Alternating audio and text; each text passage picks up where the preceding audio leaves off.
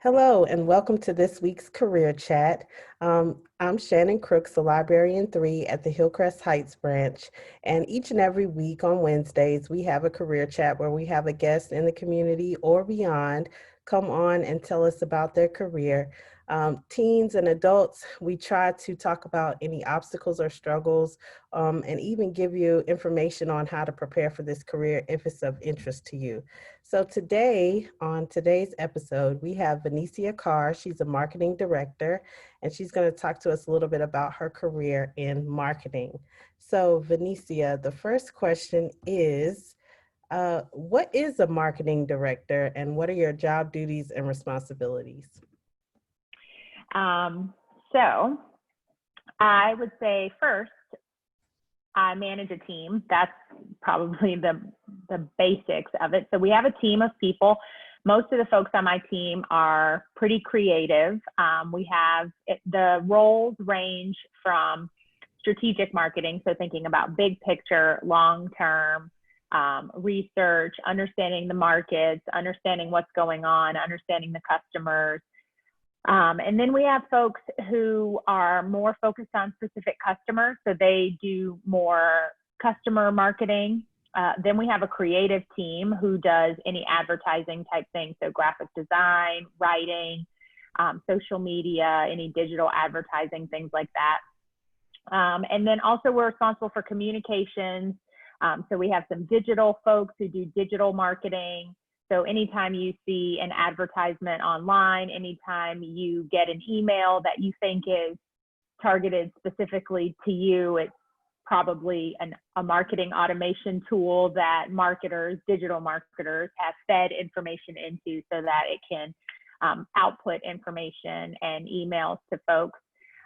So my role, I'm really making sure that the strategy is in alignment for folks, that they understand the vision and what it is that we're trying to accomplish, that we're meeting the metrics that were set out for us, and that we are helping our company move the needle, whether that's driving demand or increasing sales, reaching out to new customers, nurturing the customers that we have, and just helping our sales folks really make it through that entire customer journey with our customers.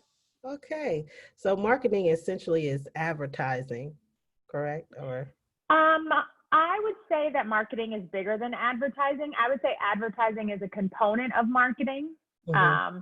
Marketing really takes it all the way from, so advertising is what you see and what you interact with, right? But there's a lot that goes into how do we even know that that's what you need to see or that's what you should see. So it's listening, and listening sounds kind of creepy in this world because you say something and then your phone picks it up and then you get an ad on your Facebook page. And so that's a bit, marketing has a level of stalkerism to it. But I would say that marketing encompasses everything from really understanding who it is that you're talking to, who is that target audience, what does that customer look like, how do they interact with your business, how do they interact with your product, and then how are they going to purchase and what part of the journey are they in. So it's really important to understand all of that. And so you can't really get to that advertising piece if you're not super clear on who your customer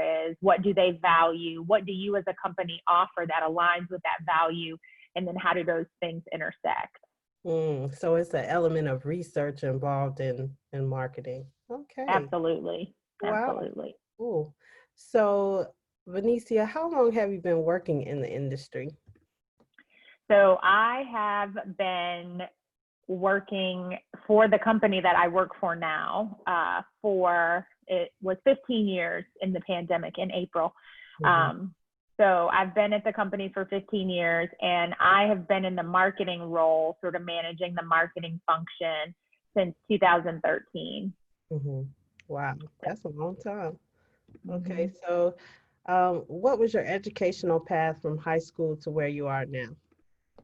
So I grew up in Orangeburg, South Carolina, and I graduated from high school and I went to Winthrop University. I got my bachelor's degree in political science and English, and then I went to work right after that. And I'm currently seeking my MBA. I'll be getting my MBA with a concentration in marketing, actually. I'll graduate in December from the University of South Carolina. Awesome. Congratulations. Thank So you. you went from political science to marketing. How did you make that transition? How did you get there? What did you do? I like to think I ended up in marketing accidentally. Mhm. So my skill set is more strategic and writing. So I'm a writer. I write more on that communication side, messaging. What is the thing that we're really trying to communicate? That's what's important, and that's where the English comes in. I would say that political science, that taught me a lot about how to be a leader and how to debate, how to get my point across, how to deliver information in a way that would be understood and appreciated at various levels of the organization. So while I don't market from a political perspective, and political science really has nothing to do with marketing, I would say that politicians are in and of themselves marketers. That's their whole job, is to market themselves and to market their policies and what it is that they bring to the table. And so a lot of the skills that marketers need, I actually learned while learning political science. And then, of course, the writing and communications component of English. And then when I graduated from college, I stayed in Rock Hill, South Carolina, and met a woman who just happened to end up going to work there because it was like, you graduated, you're not doing anything yet, do you want a job kind of deal. And so I started in customer service for the company that I work for now, for Domtar. I was a warehouser at the time, and the company merged with another company. But I just, I started, and I've always been the kind of person that if I see a challenge or I see an opportunity, I'm just gonna kind of go do it and figure it out. And so I did that. And so I've held a number of jobs in our company. So I've done customer service. I was a customer service team lead. I was a product manager, which is more manufacturing and operational in nature.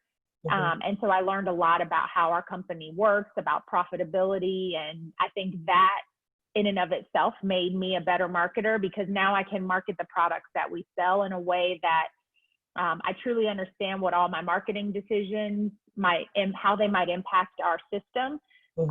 So that's been a really good transition. And then over the last, I guess, 7 or so years, my team has just evolved with different things.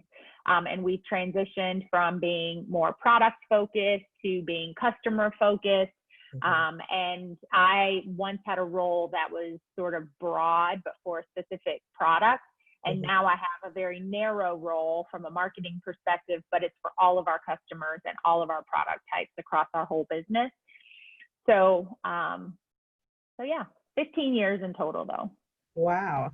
So viewers, if you're listening, Vanecia has talked about what we've talked about each and every week, which is networking. So Vanecia met someone, she wasn't working, she started talking about what was going on in her life, and they offered her a position. So I can't encourage you enough to continue to network in any way possible. If you meet someone, it could be someone in a store, it could be someone on the street.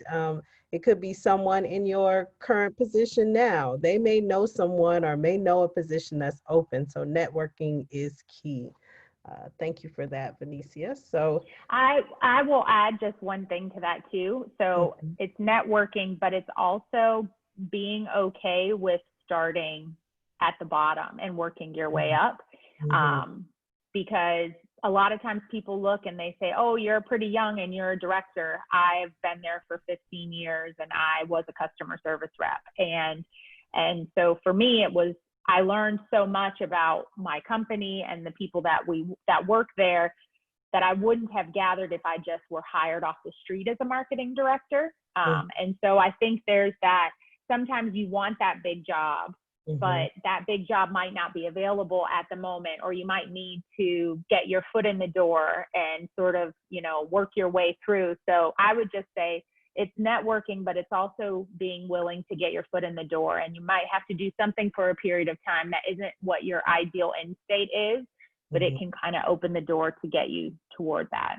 Yes, great point. I think a lot of times, we get out of school and we think we're going to make all this money, we're going to be at the top, but really sometimes working your way up to the top is better because you learn more about the company, as you have said, you meet different people, you understand what the vision and the mission is of the organization, so that when you get that top position, you know exactly what decisions to make. So that's awesome, Vanecia. Thanks for pointing that out to our viewers. The next question is, how did you get interested in your profession in marketing? So I would say that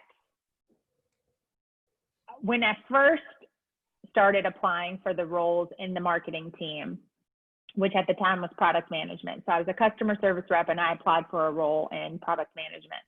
And they just did such cool stuff. And so it was almost like, I want to be part of that. Like, I want to be part of representing the company out in public. I want to be the person who, goes to trade shows and talks to customers. I want to be the person that, gets to go visit the big customers in the big cities and do that. Like, I want to be able to communicate on behalf of our company. I want to launch initiatives that can move our company forward.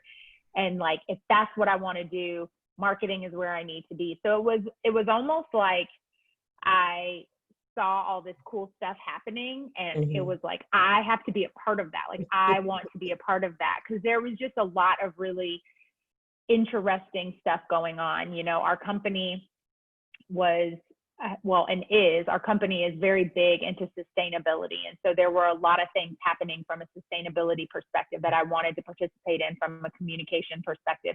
There were a lot of advocacy campaigns. And around that time, we launched a campaign called Paper Because, and it was in the New York Times and the Wall Street Journal and National Geographic. And we had televised advertising, and it was just really big. And so for me, it was, I know that I want to do something more than what I'm doing right now. I wasn't exactly sure how that would materialize and end up, but I knew that I had capabilities to do different things. And that just seemed like something that would be of interest to me.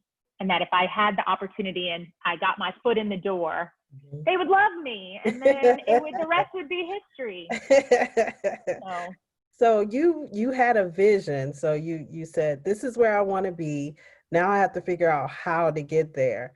Wow. So you just started learning all you could learn, and then pushing yourself to hopefully, land the position you wanted, which is what you have now. So during that time when you were kind of learning what was happening, what were you doing that was really helping you get to the point to where you are now? So I would say I am not shy. I never have been shy. And I was always vocal with both my manager and with other people in the business that I love this company. I want to work for this company for a long time, but I don't necessarily want to do what I'm doing forever. And so if there are projects that I can work on, if there are people that I can be exposed to, if there are mentorship programs available for me, like, I want all of the things. And so I wouldn't settle for, there are no open opportunities right now. And so it's almost like I created the opportunities for myself, because I wasn't willing to just kind of sit back and say, okay, well, there's no open job, so I'm just going to keep my head down and do what I do in this job until something comes available. Because a lot of times in corporations, it's unfortunate, but sometimes jobs that come available, they are already slated for the people that they want in those roles. And so when a job comes available, if you're not on the top of mind, you might not get that opportunity. So I wanted to make sure I was on the top of mind, so that if something came available, everyone knew, oh, she's got that capability to do other things, and she's got the desire, and she wants to do that. So I took a lot of classes I took project management classes, and I took different marketing classes, and I got a marketing strategy certificate, and I asked to be put on projects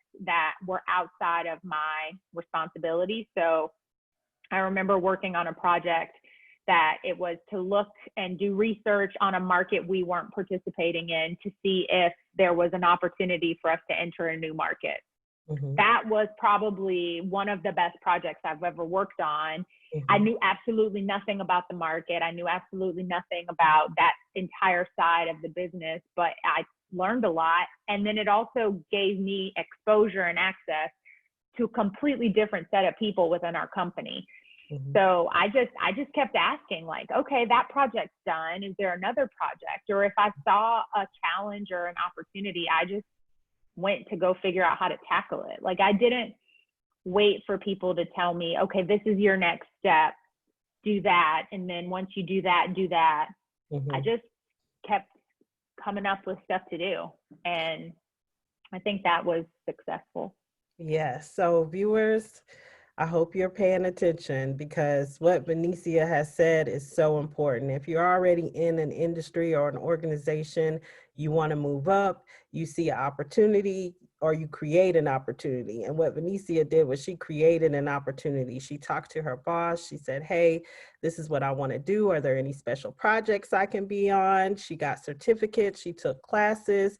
She made a plan for herself. So I hope that this encourages you to look around, see what opportunities are there, create some opportunities for yourself, talk to some people, see what you can do to do more, to learn about your organization, and to also advocate for yourself to possibly move up. And the more people you interact with in different committees, teams, special projects, the more exposure you get to other aspects of the organization. And also the more exposure people get, to you, so they can get to know you, so they can see your work ethic and see your drive and possibly move you up to a higher position.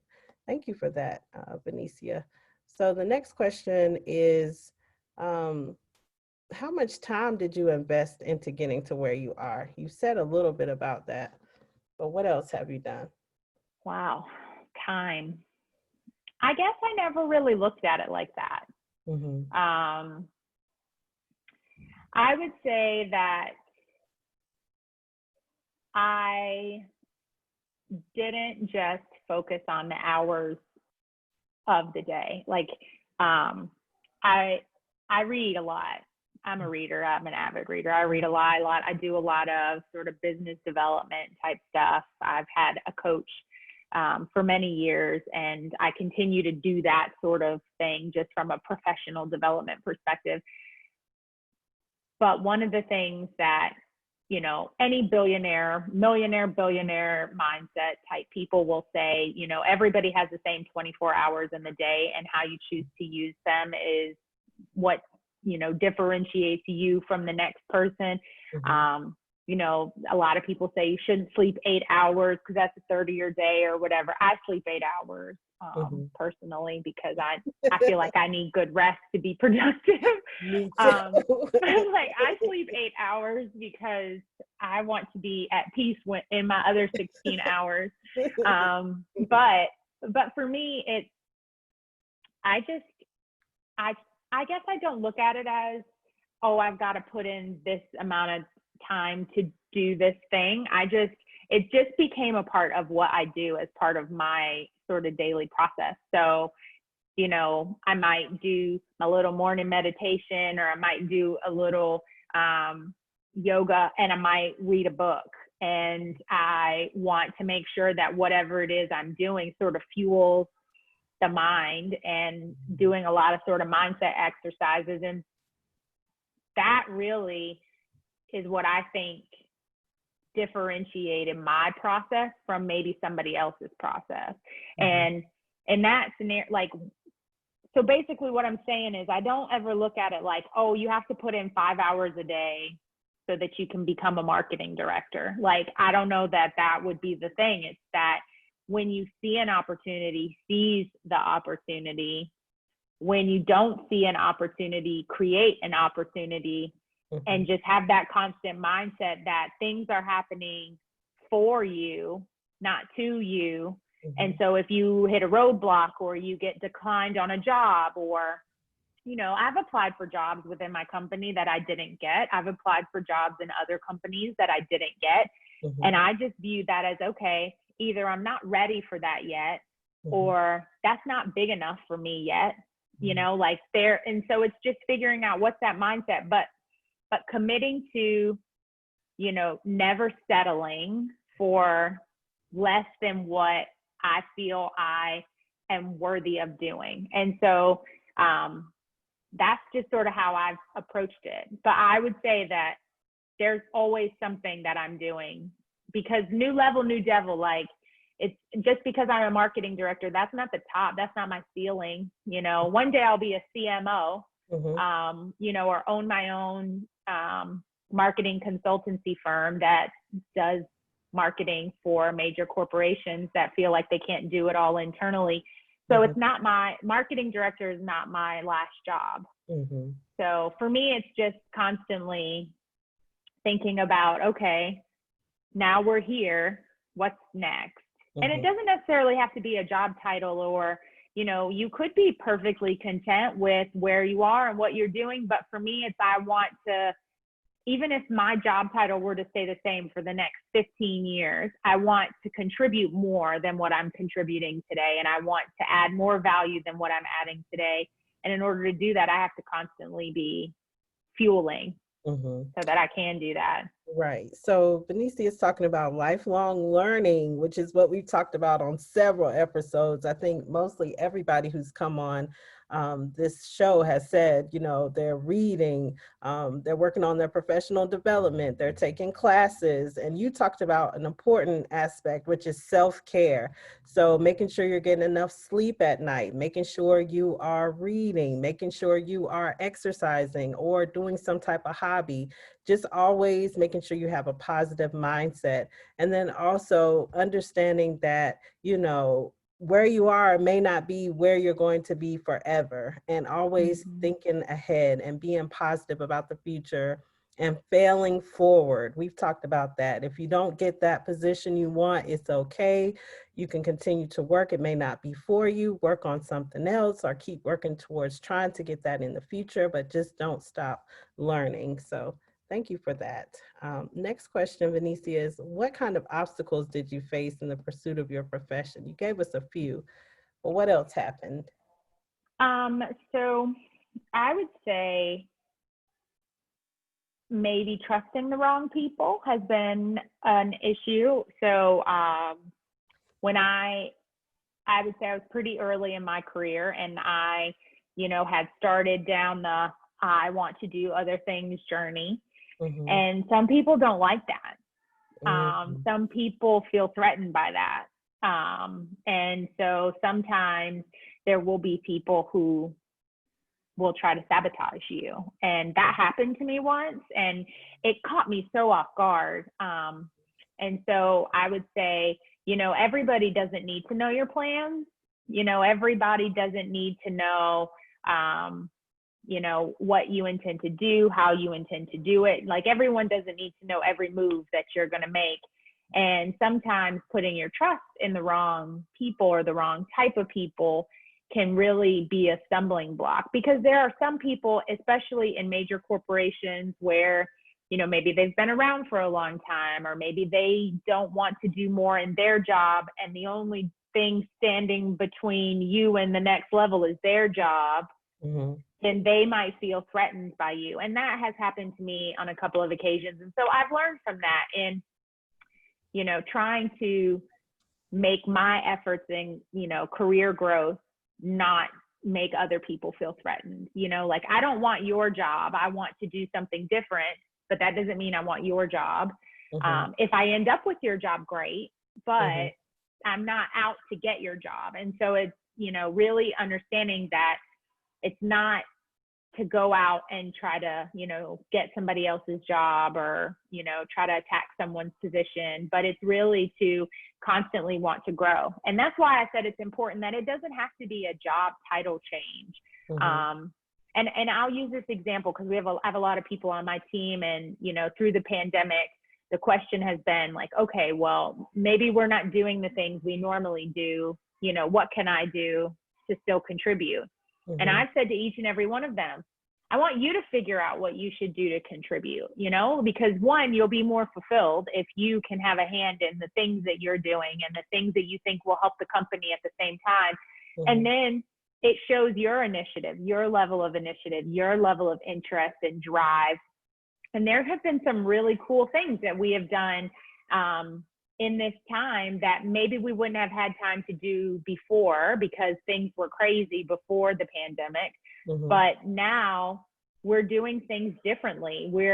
I don't know if you were doing these weekly chats before coronavirus, but you know, I mean, like everybody is adapting, but I mean, good for you in figuring out how do we adapt, because you might have done these in person and now you need to adapt, and good for you because you're reaching people outside of your local network. And so, you know, I mean, I probably wouldn't have flown to come and have a chat with you, but getting on a Zoom is super simple. And so it's just thinking about things in a new way and innovating and being proactive and not waiting on someone to tell you what the next step is. Because sometimes, and I've said this to my people on my team, I don't necessarily know off the top of my head what your next step is. But I guarantee you that if you take a step back and you think about all the things that you're doing and all the things that you know about our company and about our industry and about our competition, you will come up with something that is amazing. And maybe it won't work. What's the harm? What's the risk in trying something new, tackling it? And then if you need to pivot. You know, you said fail forward. I add another word to that when I say that. I say fail fast and fail forward, because if you're going to fail and get over it, like move on and do it quickly, because the next step, you're going to learn something in every failure. And so I would say it's not failure, it's a learning experience. So that whole process of figuring out how you adapt, move forward, innovate, do things fresh, do things new, and really help your company move the needle, that's the thing that people are looking for. Yeah, you said several things. So just trust. Trusting people can be difficult, especially in a job situation, because you have your coworkers who may be trying to move up too. You may be trying to move up, and then you don't want your boss to feel threatened by you.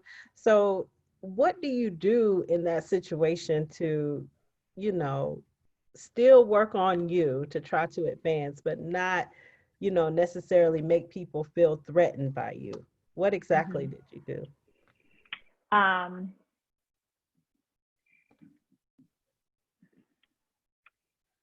will say that there are some people who felt threatened by me that are now still in the same positions they were in 10 years ago when they felt threatened by me. And then there are other people who they have allowed our relationship to grow in a different kind of way. So I would say that I have tried to be as helpful as I can to people. And so I guess I've in situations where it's clear that I want to do what you're doing or something like what you are doing, and I need you to, you know, show me the ropes, give me some guidance. I have just always, I had a mentor, and I think that's super critical. I mean, like super critical, and not just a mentor that has some influence. Because at the time, my mentor was the senior vice president of our company, and he and I just sort of had an instant connection where he saw something in me that I didn't even see in myself early on. And I felt like I could trust him. And so he would give me opportunities to show whether or not I was capable of something. And I remember very early on, he said to me, I don't know if you're going to be the kind of leader I hope you can be, because you're a little cocky. And so I was like, what? I'm like, well, I guess I am. And he said, you know, your head's a little big, you don't listen, like you're a little cocky. And so in that scenario, you have to decide, what are you going to do with that information? Right. So I got feedback that I didn't like. I didn't want to be called cocky and headstrong and like, you know, don't listen and, you know, whatever. But I could have looked at it like, you don't know me, you know, blah, blah, and got all mad and Yeah. whatever. Mm-hmm. But I was like, okay, hang on. Let me check myself. Let me see, like, how am I behaving? Like, how am I coming across negatively? Like, am I coming across like I just want everybody's job and I'm not stopping until I got everybody and I'm the chief executive officer or whatever? Like, I didn't want to come across like that because that's not what that wasn't my intent. Mm-hmm. But I do have the tendencies to like be the bull in the china shop. Let's get it done kind of deal. You know, I'm action oriented, like, let's move. Mm-hmm. We're not going to hold on anymore. We've done the research. We've got the plan. We're going to execute. Now let's go execute. Like that, I'm sort of a little like, let's go. Mm-hmm. And so I would say having him as my mentor, him telling me probably some of the hardest things to hear over the course of my career, but then making the right decisions with the information that he gave me. Because I could have done two different things. Like I could have gone the completely different direction and been in much worse off right now if I had been like, screw your opinion, like forget what you have to say. I mean, I know you're a senior vice president reporting to the CEO, but you don't know anything. You're like, I could have been cocky and arrogant in it. But I would say I was coachable. I listened to people who had been there before me. I had a really strong and great mentor who checked me when I was like pushing a little too hard. And then I went to people and I said, listen, I am not doing this because I want your job. I am doing this because I want to learn all I can. And I know that you're not going to be around forever. You might retire in 10 years. I want to learn everything I can from you.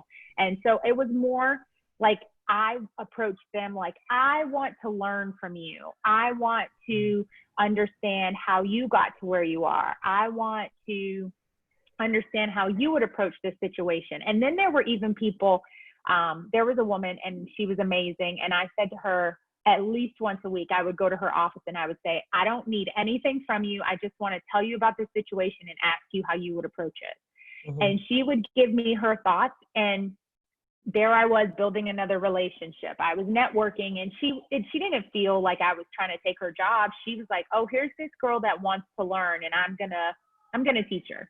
So I would just say, have a good mentor, listen to their feedback, even when it's hard and you don't necessarily want to hear it. And then just be willing to ask for people to help you do things or to guide you or to give you direction. That's awesome. I know in most jobs, it can be hard to take constructive criticism from people. And so that's one of the biggest skills. I think if a lot of people can master, they can move so many places throughout in their career. They can move up, they can move to other places, but it's always going to be someone criticizing you, giving you feedback, evaluating you. And then you can either take that feedback and try to work to get better, or you can, neglect it. Like you said, be cocky and push back. But if you push back, sometimes that pulls you back and pulls you down. So viewers, if you're listening, do some self-reflection. See, how you're doing in your current position, or how you're doing if you're a student in school. Maybe ask your teachers for some constructive criticism, or your parents. And then if you're working in the job, ask your supervisor, what can I do better? How can I learn? Which is what Vanecia has stressed to us. Talk to other people who are in the industry and get their opinion and their feedback on things. That's awesome, because the thing that really helps with constructive criticism and being able to have that dialogue with your colleagues is it shows that you are willing to work on yourself to get better. It also shows that you're willing to collaborate, work as a team member, a team player. So, it's a great skill to have. Next question, Vanecia, is what advice do you have for someone wanting to do what you do? You've given a whole lot of tips, but is there anything else that we didn't quite touch on? I would say this day and age, if you wanted to get into marketing and be eventually a marketing director or chief marketing officer, marketing VP, marketing specialist, anything with marketing. I think that you would have to either have some level of digital marketing expertise.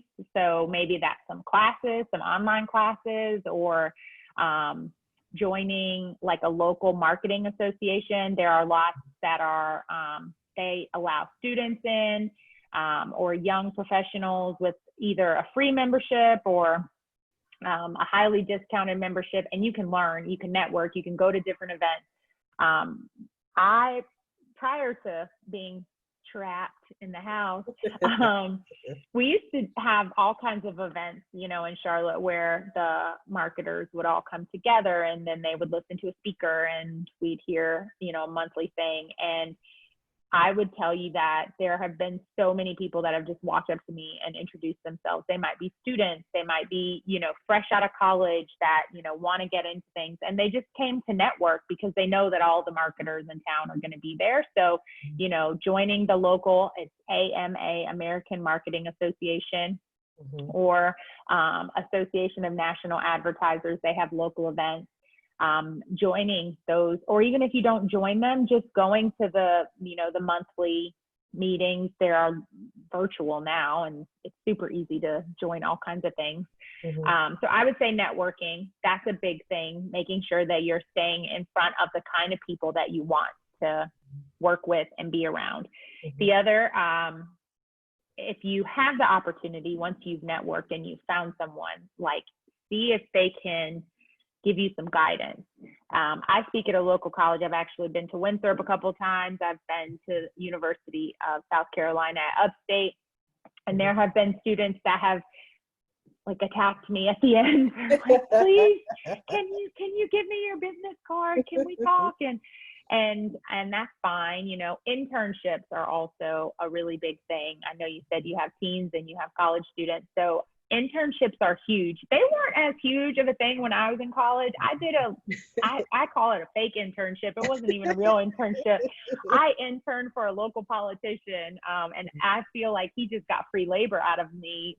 But the way that internship programs are established now with students who come in and basically work for organizations. The last person that I hired to my team actually was one of our interns, and he's fantastic. So I would say if you have the opportunity to do an internship, network, connect up, find a mentor in the community, go to the local events, I would say that's sort of like a first step if you're not in there. If you already work for a company and you want to be in the marketing department, go to the marketing department. Like, there are so many people who want to be in marketing, but they have never crossed my doorstep. And I came from customer service, so like everyone knows who I am. And I'll hear through the grapevine that such and such wants to be in marketing, and I'm like, such and such has never come to me and told me that. I had no idea. So I would just say, be open, be vulnerable, like be willing to go say, hey, I know you are in marketing for our company and I'm over in IT, or I'm over in, you know, HR, or I'm over in customer service, or I'm in the warehouse, or wherever. And I just want to, you know, do you have a little bit of time? Can I sit with you for 30 minutes and just talk to you? I have done that so many times in my career where people have just wanted to come learn what the heck is marketing all about. Like, can I come and just shadow somebody on your team? We've had people in different teams do projects with us, and sit in on meetings to learn more. So I would just say, if you know a marketer, talk to a marketer. If that's what you want to be, if you want to be in marketing, or you want to be in communications or advertising, there are so many ways to just reach over, and they're in every company. There are marketing people in every company. So I would just say, reach out. What's the worst that can happen? They don't respond, but you didn't lose anything, except maybe 5 minutes of sending an email. That is so true. I think sometimes we get so caught up in this or that person has this title, so I'm already intimidated. I can't go have a conversation with them. But Actually, you can, you can reach out Mhm. to them, drop by their office, send an email. Maybe there's an event your organization is having, walk up to them, have a conversation, just get to know them so you can get to know about the area or the department you want to possibly move up in. But don't be intimidated by those titles.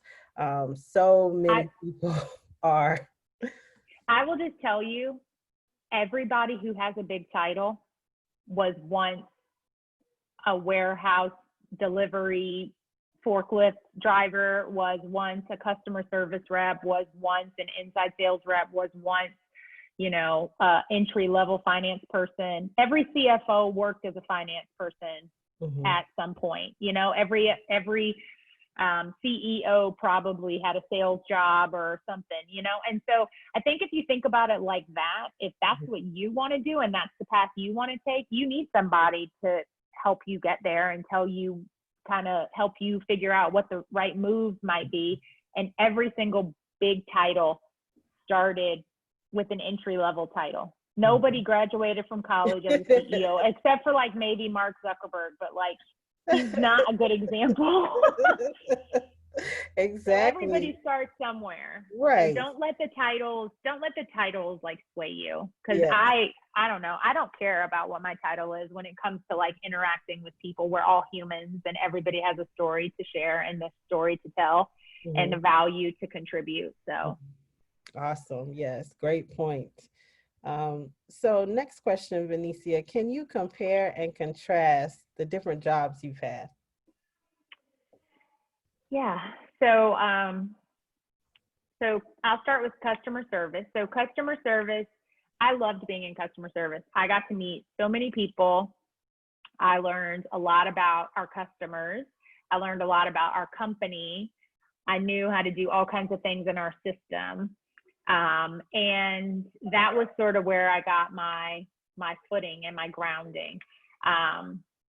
Then I was a product manager. That is where I really learned about profitability, financial numbers, EBITDA, and then really understanding sort of that cost benefit analysis. Like if we were to do that for our customer, what are we going to get in return for that? And does the cost of us slowing down our machines or speeding up our machines or doing something so customized, is the benefit and what we're going to get for that worth it? And so it becomes that, in customer service, it was like, the customers asked me for it. Mhm.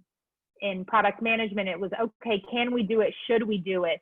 And then marketing is, all right, we've decided we're going to do something. How do we really launch it? How do we really deploy it? How do we share it? How do we make it go viral? How do we get people to rally around it? How do we make sure that it's going to help us move the needle? Mhm. That kind of thing. And so I would say that it's sort of been an evolution for me. I've learned a lot, and I think that I'm a better marketer for our company because I've had all of those different jobs. Mhm. Um, and because of those different jobs, I can do things that other people probably couldn't do if they, got hired off the street and had always been in a marketing role or, started as a marketing specialist, became a marketing manager, sort of followed a single trajectory. But because I have that product management and that operations and some of the forecasting and customer service, like I think I am a bit more well-rounded. I will say it probably happened that way because I really just wasn't sure what I wanted to do with my life. Um, And that's and that, okay, yeah, and that is totally fine. And I would Mhm. say that I think now, just based on the interns I've seen over the last 5 years, young people put so much pressure on themselves to know exactly what it is they're going to do for the rest of their lives by the time they're in the 11th grade. Mhm. And that just stresses me out. We had an intern who was a sophomore once, and she needed to know that she was going to be offered a job at graduation. And I was like, you don't graduate for 2.5 more years. I don't even understand. Um, so I think taking some of the pressure off and it being okay that, maybe your career will take a different direction than you thought it would, Mhm. but, but being open to the organic flow of a career. Because I think that because I was open to that, I have been able to experience some really awesome things. And I think that I've been able to learn things that I wouldn't have otherwise learned if I had come out of college as a marketing major, went to work for a company sort of as an entry-level marketer and worked my way up through marketing. I'd probably be far more skilled from a marketing perspective, but maybe I wouldn't have some of those more business-oriented or market or manufacturing skills that I have. Mm-hmm.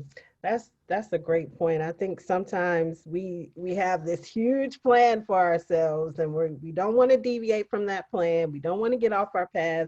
That sometimes we either turn down opportunities, that come our way, or we're not very insightful of opportunities that are presented to us. So you made a great point. Just be who you are, be in the moment, be present, and just seize opportunities. If opportunities come your way, you may say, hey, I don't think I'm quite interested in that, but maybe I'll just try it just to see if it's something that would benefit me in the long run.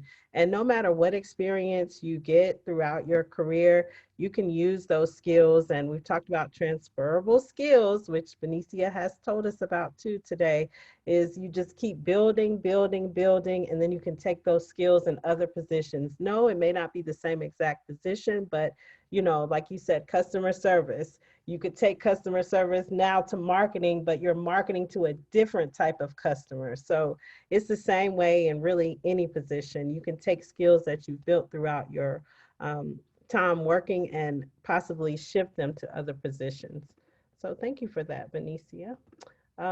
Next question is, how has your field changed in the face of COVID? Oh my gosh. So I would say it'd probably be easier to make a list of how it hasn't changed, but I would say everything has changed. So obviously a big portion of what we did was trade shows and events. Mm-hmm. Haven't done any of those. We're actually just this week participating in our first virtual trade show. Wow. With like the virtual booth and, virtual conferences and attendees coming into your booth virtually. So that's been kind of fun. Mm-hmm. But I would say, budgets have been impacted because business has changed. So anything that we were doing, we went through sort of a major assessment, like what are we doing? Why are we doing it? What is it going to get us? What's the risk if we don't do it? And we eliminated a lot of things, which impacts a lot of people. It impacts our vendors, it impacts our partners, it impacts our customers because they're not getting what they're used to getting out of us. We've kept the things, so we have an in-house creative team. Mm-hmm. So we kept all of the things that we could do ourselves. Mm-hmm.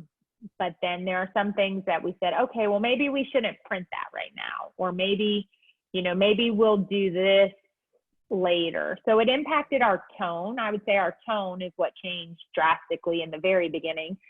When everybody got sent home, that was, we sort of shifted to a purely operational communication engine for probably 6 weeks. So we didn't really promote about our products or talk about the cool things we're doing or talk about our blog or focus on social media or any of that. We really focused on business continuity and making sure that our customers were going to continue to get the service that they needed while all of us were working from home, and maintaining our essential status as a manufacturer in all of the places where we needed to manufacture products and get it to our customers. So I would say that in the beginning, it was purely operational, like we need to be sort of like mission control, that kind of thing. Mm-hmm. Then as we sort of evolved and some of the more, more rationally charged challenges came, we had sort of, I'd say, another pivot where we said, okay, we need to be mindful about what we're saying, how we're saying it, who we're saying it to, because now we're in a time where it's not okay to be a bystander to what's happening. Like, you have to sort of be in it. And so we went through a period of making sure that we were on the right side of history.